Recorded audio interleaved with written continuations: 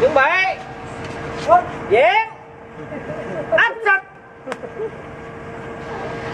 Rồi để quay từ từ chỉnh lên chút.